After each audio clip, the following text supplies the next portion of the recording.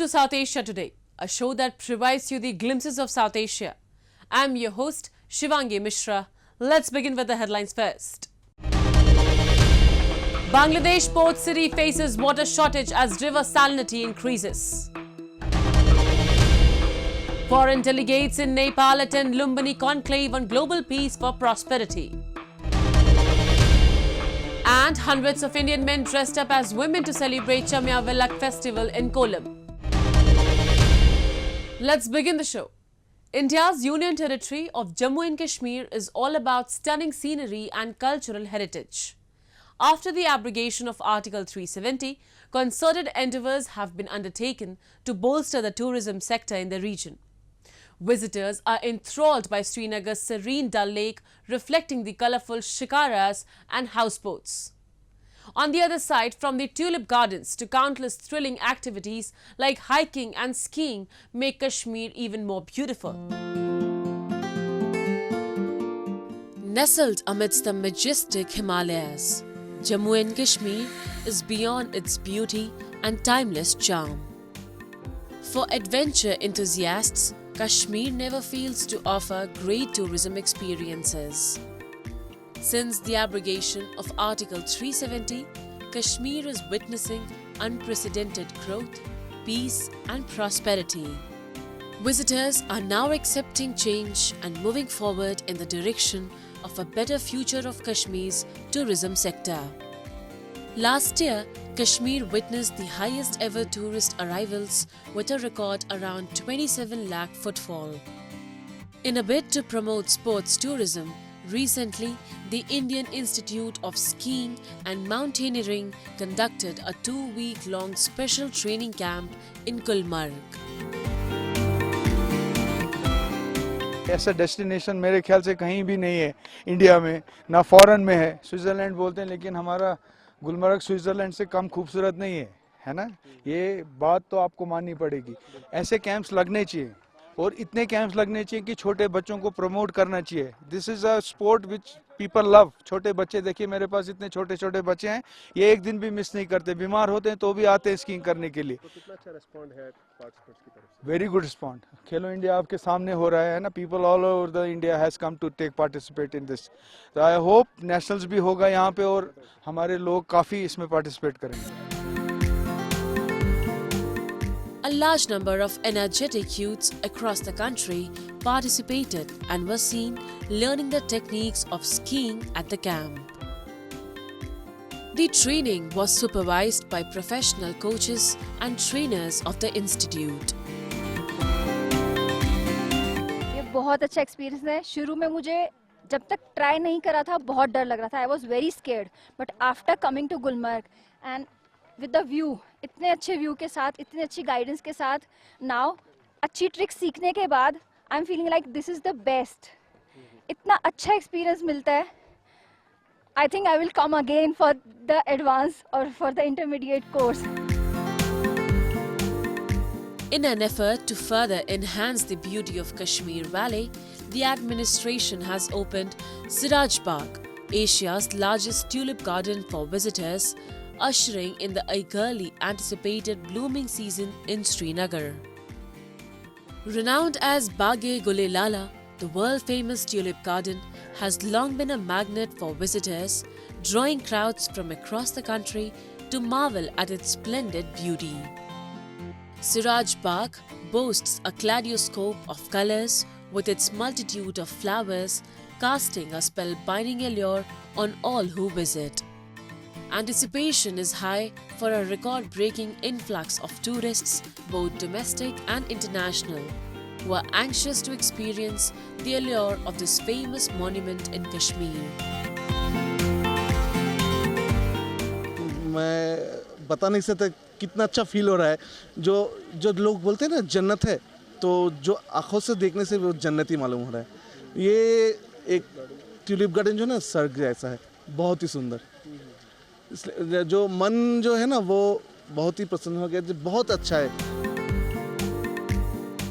In addition to the captivating scenery of Srinagar, the rejuvenated houseboats are not only enhancing the overall aesthetic appeal of Dal Lake, but also boosting tourism in the valley.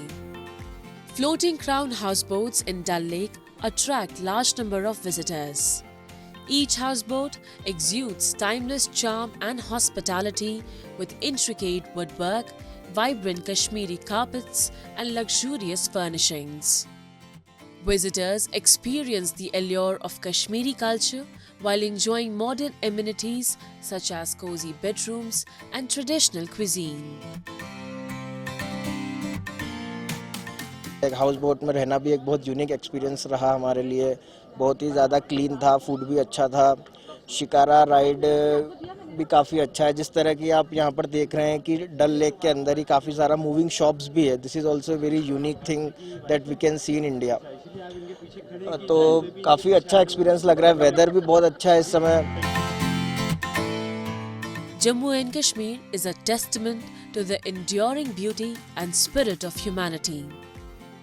Its allure transcends border and beacons travelers to discover its treasures. Its breathtaking scenery, rich cultural legacy, and friendly locals make an unforgettable experience for everyone who visits.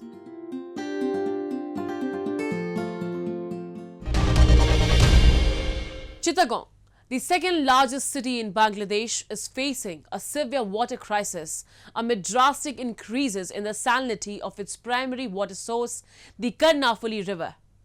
Empty buckets, pitchers and containers were seen lining the city's streets near pumps where rationed water is provided intermittently. The salinity of the Karnafuli River has increased as climate change-induced sea level rises causes the intrusion of salt water upstream from the nearby Bay of Bengal, rendering the water untreatable and undrinkable. Saline water is undrinkable due to its high salt water content, which can lead to dehydration and health issues. We have this report.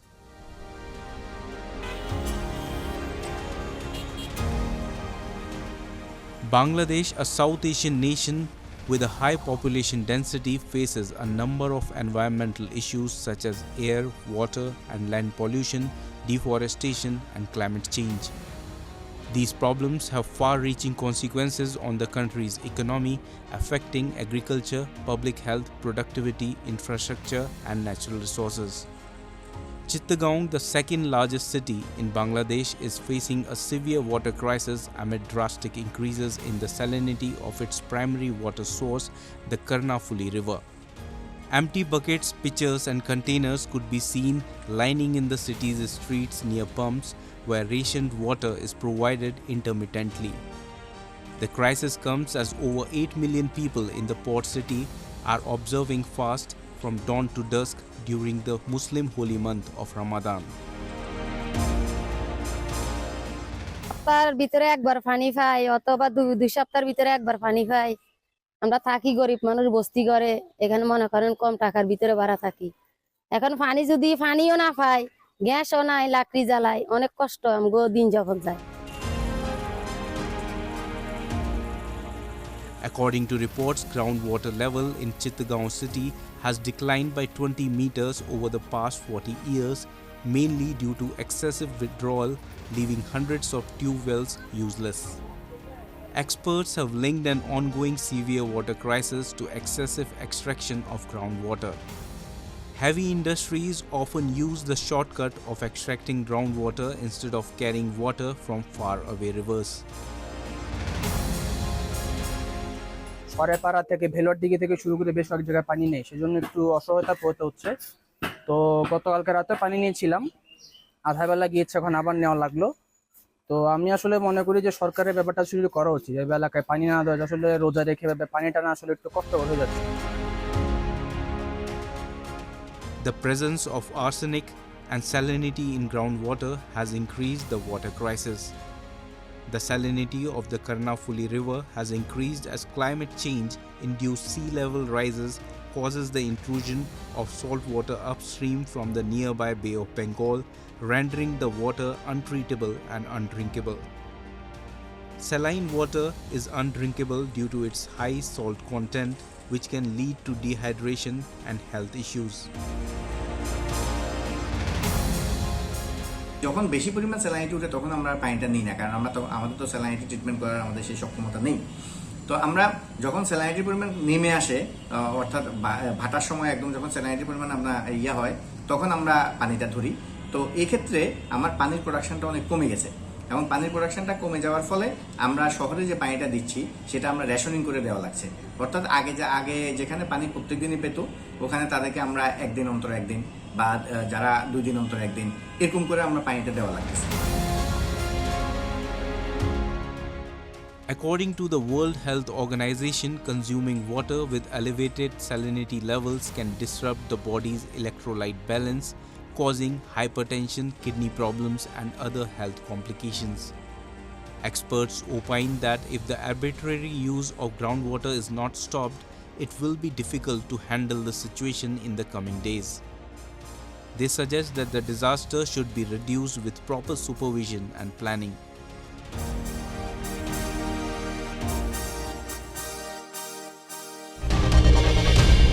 Now we take a look at some happenings in Asia in a segment called Asia Watch.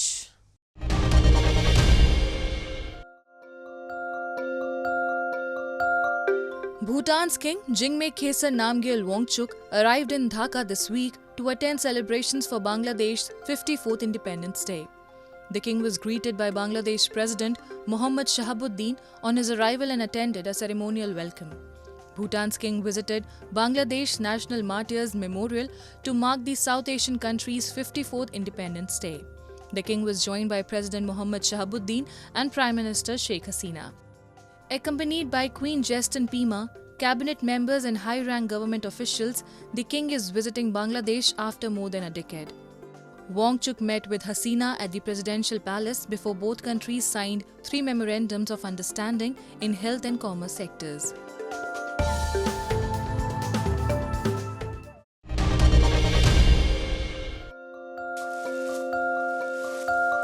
South Korea's shoppers snatched up green onions on sale at a Seoul supermarket as worries grew over high-produce prices. A central bank survey showed on Tuesday that South Korea's consumer sentiments has dropped sharply in March, with inflation hitting the dinner table emerging as a major policy issue at next month's elections. Consumer inflation shot to the headlines after President Yoon Suk Yeol visited a supermarket last week. Opposition party members and consumer groups criticize Yoon for being out of touch when the same product is normally sold at more than 4,000 won. The country's consumer inflation accelerated in February after 3 months of easing due to supply-side pressures, mostly from higher agricultural prices.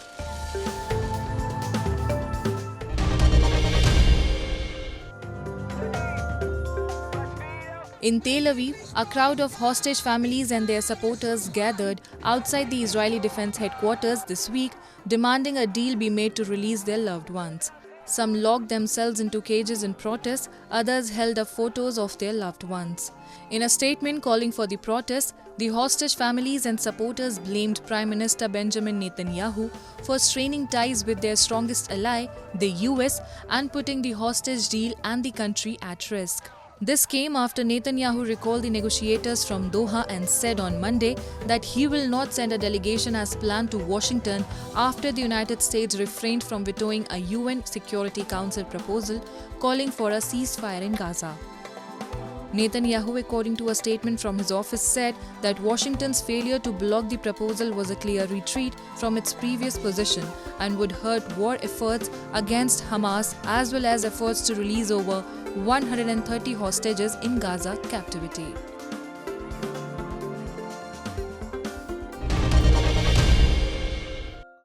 Moving on to Nepal's Lumbini, birthplace of Lord Buddha, that recently served as the backdrop for a significant gathering of minds.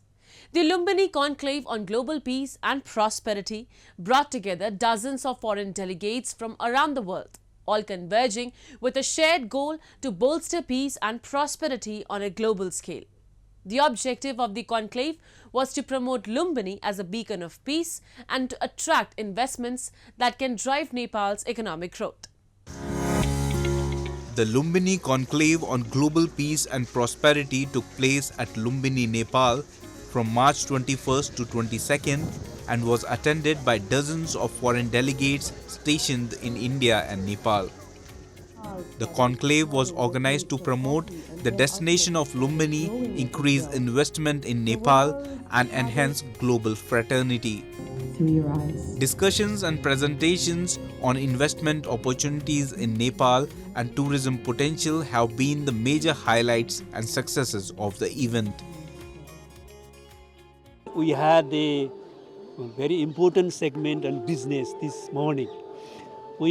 That was the pre-investment summit actually. So we shared everything there, also from the Investment Board Nepal, Tourism Board Nepal. There was the presentation. I also spoke on behalf of the government of Nepal to invite FDI in Nepal and ensuring all the atmosphere which is necessary here for the FDI. And also informally we are in close interaction with the ambassadors here and the representatives of different missions, and we are exchanging views how to strengthen the bilateral relationship on the one hand and open up more avenues of bilateral cooperation. And at the right moment we are going to hold this investment summit next month, and we have invited the government representatives and the state-owned companies and private investors to come here and invest in Nepal in different sectors. Hosted jointly by the Ministry of Foreign Affairs and Honorary Consular Corps Nepal, the conclave witnessed the participation of ambassadors and representatives from diplomatic missions in Nepal, experts on foreign affairs, and others. The main message they are getting from Nepal, the birthplace of Buddha, is basically peace for prosperity. The reason why the theme was chosen is that there are so many wars and conflict going on around the world, internal war, external war going on, talking about Ukraine, talking about Sudan, Gaza, number of places. So I think we need peace for poverty alleviation, we need peace for prosperity. So that is one of the messages. The event was organized to connect Lumbini with nearly 1 billion Buddhists around the globe. It aimed to highlight the cultural and religious importance of Lumbini. Moving on. As part of a unique tradition, hundreds of male devotees dressed up as women and performed annual prayer rituals recently at Hindu goddess Bhagwati's temple in Kollam in India's Kerala state. The men, clad in saris decked up with heavy jewellery, carried oil lamps and other prayer offerings to celebrate the festival. Take a look. Kerala, known as God's own country, is characterized by lush green landscapes, serene backwaters, pristine beaches, and a vibrant cultural heritage.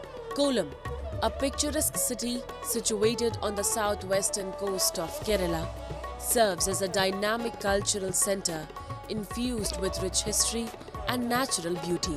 At the heart of Kollam's spiritual landscape stands the Kotankulangara temple, dedicated to the Hindu goddess Bhagwati, a river deity worshipped for her protective and benevolent powers. The temple serves as a focal point of religious and cultural activities, drawing devotees from far and wide to pay homage to the goddess and seek her blessings. Each year, as part of the temple's annual festivities, male devotees from various walks of life come together to participate in a unique ritual where they dress up as women to perform special prayers and offerings to the goddess. The act of male devotees dressing up as women for the temple ritual carries profound symbolism and spiritual significance. This tradition, locally known as Bhagwati Theyyam, is deeply rooted in the folklore and religious practices of the region. ഞാനിപ്പോൾ മൂന്നാമത്തെ വട്ടമാണ് വിളക്കെടുക്കുന്നത്. ഇതിന് മുന്നേ എടുത്ത എല്ലാ വിളക്കും എടുത്തപ്പോഴും അമ്മ എൻ്റെ കാര്യങ്ങളെല്ലാം നടത്തി തന്നിട്ടുണ്ടായിരുന്നു. ഈ വർഷവും ഞാൻ എൻ്റെ വേറൊരു കാര്യസാധ്യത്തിനായിട്ട് അമ്മയുടെ മുന്നിലെത്തിയേക്കാണ്. On the day of the ritual, the transformed male devotees, adorned in women's attire and accessories, gather at the temple to commence the ceremony. For the devotees participating in this unique ritual, it is not merely a theoretical performance, but a deeply rooted spiritual experience and devotional journey. The ritual has gained recognition beyond the borders of Kollam and Kerala, attracting tourists, scholars, and cultural enthusiasts from around the world. The festival Chamya Velukku is celebrated because in ancient times village small kids were playing here and they found some coconut. So they wanted to break the coconut and eat that coconut. So they found a stone. So they tried to break the coconut on that stone. But some blood came out from that stone and their small kids got scared. So what they did, they went to the pujari, the saint, and they asked. So they told that there is some devotee power over here, like Adi Shakti, called as goddess Bhagwati. So you start worshipping her. So they started worshipping her, and what happened after worshipping her? That time there was no woman. So these small kids used to dress up as women and they used to worship the goddess Bhagwati. So one day goddess Bhagwati directly came and she gave the blessing that once in a year men should dress as women, as cross dress, and worship me. I'll be very happy. So this is how this ancient tradition from Kerala started, and everyone started coming here and worshipping goddess Bhagwati. The unique ritual fosters a sense of community spirit and unity among the devotees, transcending barriers of caste, creed, and gender. It is a testament to the enduring power of faith, tradition, and cultural diversity. It exemplifies the inclusive and dynamic nature of Hindu religious practices while offering devotees a unique opportunity to express their devotion and reverence to the divine in a spiritually transformative manner.